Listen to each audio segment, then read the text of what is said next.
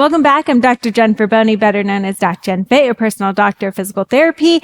And this is part 2 to waking up and feeling like you have a kink in your neck or pain in your neck. If you want to check out part 1, make sure to go check out that video so that you understand what to do when you first feel that pain. Now, these are going to be the exercises that best support that when you are having that kind of pain. Now, of course, if there are other pains or things that you wake up with, or you just feel throughout the day, or exercises when you feel pain, please let me know in the comments, because this is how I create videos, knowing what you need within your body and how I can best support. And don't forget to subscribe, because that's how you're going to see future videos so you don't miss out on any future content. Now, one of the most supportive things that you can do when you start to feel pain in your neck is to understand a proper chin tuck. So I want to go through the mechanics of what a chin tuck should really be before we go into the exercises, because we're going to use this chin tuck throughout all of the exercises. Now, the reason it's so important is it's normal for our head to start to come forward, whether we're working at a computer all day long, whether we're looking at a baby, whether we're looking on our phones, whatever it is, it's normal for our head to start to come forward and come into that forward head posture.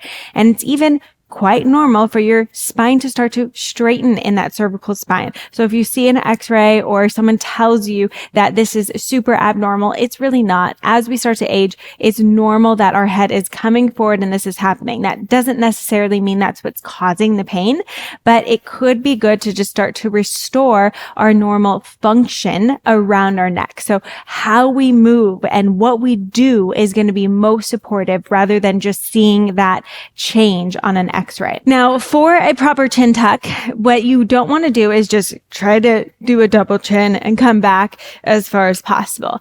Okay. That's going to be one of the mechanics, but the other mechanic we typically lose is that we want to think of a string coming from the top of our head and lifting as high as possible. So we're wanting to lift up as we kind of are coming back. So it's almost like your neck is on a base of support and we want to rotate around. So as we lift the back and top of our head, we're going to start to put our chin kind of down and back. So it kind of rotates up and back just like this. So what that looks like is coming into a chin tuck, but lifting in the head.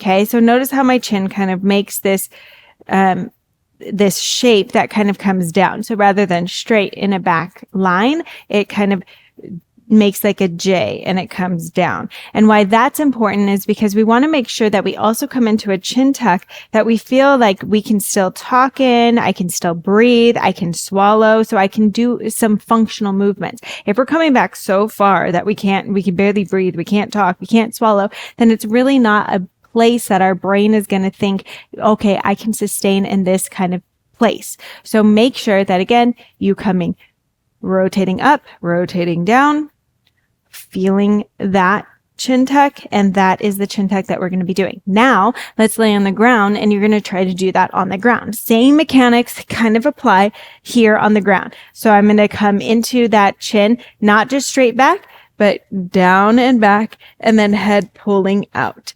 And what I'm doing is I'm almost thinking, can I look at my knees as I'm doing this chin tuck? Okay. Now it's going to be really hard to talk because I'm on the floor and now I'm going against gravity. So it makes it even harder. If this is where you tolerate, this is where you stay. The head is still touching the floor and I'm just coming into this chin tuck position, holding for about 10 seconds and doing it 5 times. If you can tolerate lifting just a tiny bit off the floor, that's what you'll do. So you come into that chin tuck and then lift. It's the tiniest lift. We don't want to lift here and get out of that double chin position. Okay. We still want that chin to tuck down and back, lifting out, and then just barely, like I can barely swipe my fingers underneath my head and I'm still looking down toward my knees. Okay. That again is going to be about a 10-second hold and 5 times. And if you do that, you should be able to sit up and feel like, oh my gosh, my muscles are so much more engaged in the front of my neck, which helps to support your neck being in that more aligned position with, again, not forcing it into any position. Then I'm going to flip over and we're going to try some prone chin tucks with some extension. So what can be painful sometimes is pressing forward and getting some of those muscles around the neck to be turned on. So if that is painful, you don't have to press forward. Just relax here.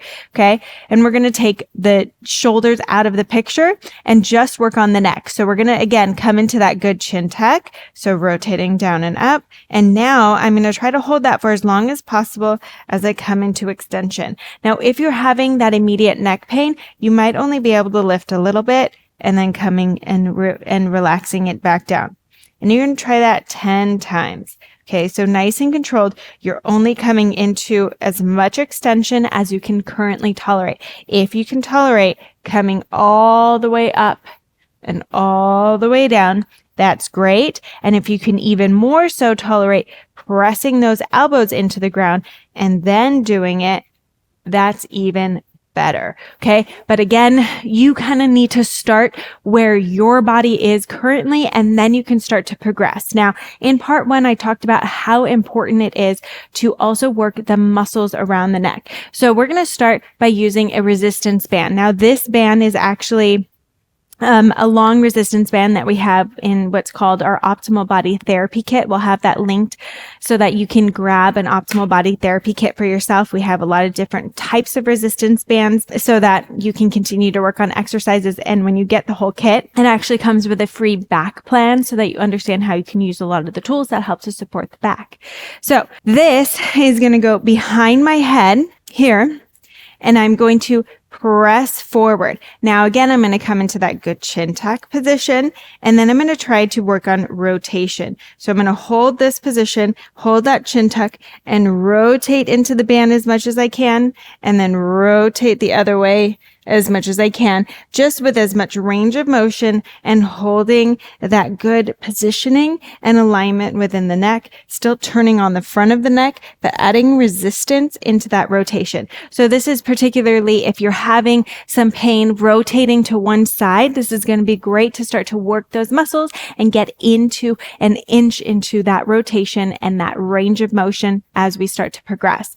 The last one we're going to do is a shoulder press. You might think I'm crazy if you're having neck pain, but the great thing about this is we get to keep that neck in that great position again, that good aligned chin tuck, and we add in the muscles all the way from our upper traps and then around our entire shoulder blade to help create some stability and support for that neck.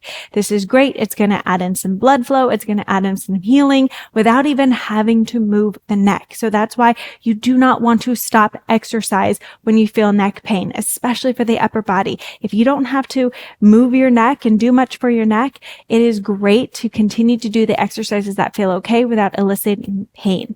So we're going to do a shoulder press. I'm going to show you seated, but you can do it standing. You could do it sitting on a bench or on a chair. I'm going to bring this up, and with the shoulder press, I don't want you kind of arching your back and flaring your elbows to the side. Let them come into a nice relaxed diagonal. So it's going to kind of be halfway between front and back, just kind of right out at the sides. Okay. And then you're just going to think of coming into that good elongated chin position, holding that chin tuck, and you're going to press up and then slowly come down. Press up, slowly down. Now, I want you to use weight that isn't too light. So I'm not talking 3 to 5 pounds. I'm talking something a little bit more challenging, anywhere from 10 to 25 pounds if you are normally lifting a little bit heavier. I'm using 15 pounds here, and that challenges me just enough to feel the muscles working and really start to build that strength and that muscle awareness around the neck to help that support so that I can feel like I can move a little bit better around that neck afterwards.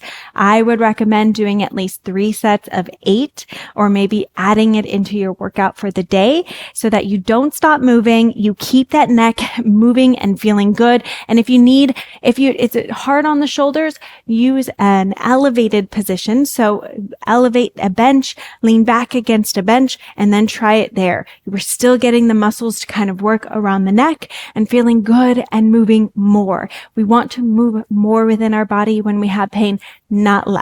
That's what's going to get us forward and out of pain instead of stuck and feeling it over and over again. If these were supportive, please let me know in the comments. If you have any other areas of the body that you want help with, please comment below. I need to hear from you. Don't forget, if you love what you're learning, I have so much more in stock for you. So hit that subscribe button, check out the other videos I've done in the past, and leave any comments of any suggestions that you have for videos in the future. And I can't wait to help you feel incredible and amazing within your body.